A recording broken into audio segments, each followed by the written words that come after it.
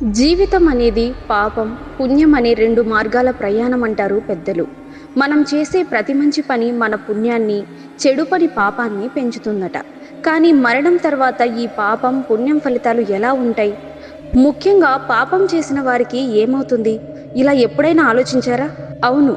ఈ ప్రశ్నలన్నింటికీ గరుడ పురాణం అనే ప్రాచీన గ్రంథం చెప్పే సమాధానాలు భయంకరంగా ఉంటాయి. ఎందుకంటే ఇందులో నరకం గురించి, అక్కడ జరిగే శిక్షల గురించి ఒక్కొక్కటిగా వివరంగా చెప్పారు. ఈ శిక్షల వివరాలు వింటేనే గుండె గబగబా కుట్టుకుంటుంది. హిందూ ధర్మంలోని 18 పురాణాల్లో గరుడ పురాణం ఒకటి. విష్ణువు వాహనమైన గరుడు స్వయంగా విష్ణువును అడిగిన ప్రశ్నలకు సమాధానంగా ఈ పురాణం రూపుదిద్దుకుందట.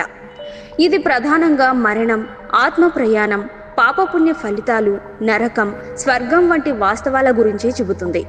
ప్రత్యేకంగా పాపం చేసిన వారు ఏ నరకంలో ఎలాంటి శిక్ష అనుభవిస్తారో దీనిలోనే వివరంగా ఉంది. మరణం తర్వాత మొదటి దశ ఆత్మ ప్రయాణం.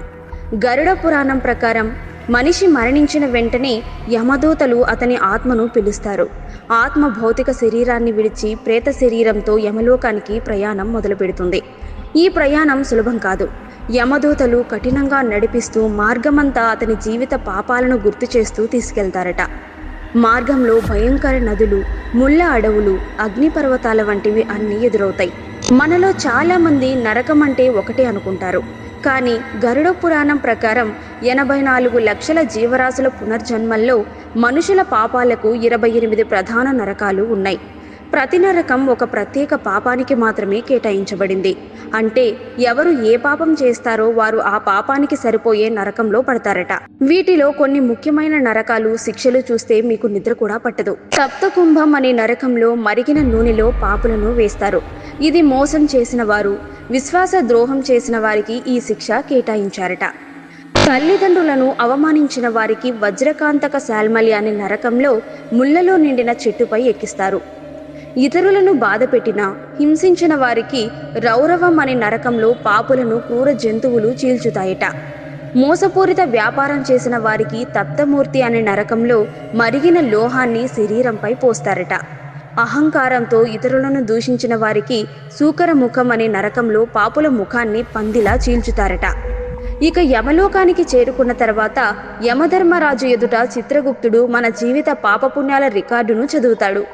ఏ పాపానికి ఎంత శిక్ష అనుభవించాలో అక్కడే నిర్ణయమవుతుంది. యమధర్మరాజు తీర్పు తప్పక అమలవుతుంది.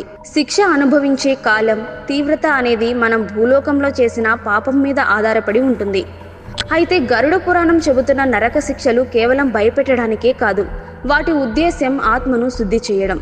శిక్షల ద్వారా ఆత్మ పాప ఫలితాన్ని అనుభవిస్తుంది. తర్వాత మళ్ళీ పునర్జన్మలో మంచి మార్గం ఎంచుకునే అవకాశం వస్తుంది. ముఖ్యంగా మనం గుర్తుంచుకోవాల్సిన విషయం ఏంటంటే నరకం శాశ్వతం కాదు. పాపానికి తగిన శిక్ష అనుభవించిన తర్వాత ఆత్మకు మరో జన్మ లభిస్తుంది. కానీ ఆ శిక్ష అనుభవించే సమయంలో వచ్చే బాధ మనిషి ఊహించలేడు. పుణ్యం, పాపం మధ్య తేడా ఏంటంటే గరుడ పురాణం ఒక స్పష్టమైన సందేశం ఇస్తుంది. మనం చేసే ప్రతి పని రికార్డ్ అవుతుంది. మంచి పని మంచి ఫలితాన్ని ఇస్తే, చెడు పని తప్పకుండా చెడు ఫలితాన్ని ఇస్తుంది. ఈ ఫలితాలను ఎవరూ తప్పించుకోలేరట. వాస్తవానికి మరణం తర్వాత ఏమవుతుందో ఎవరికి ఖచ్చితంగా తెలియకపోయినా గరుడ పురాణం చెప్పే ఈ శిక్షలు మనకు ఒక బలమైన హెచ్చరిక. పాపం చేస్తే తప్పించుకోలేము అని గుర్తు చేస్తుంది. మంచి మార్గం ఎంచుకోవడం, ధర్మం పాటించడం, ఇదే మనకు రక్షణ.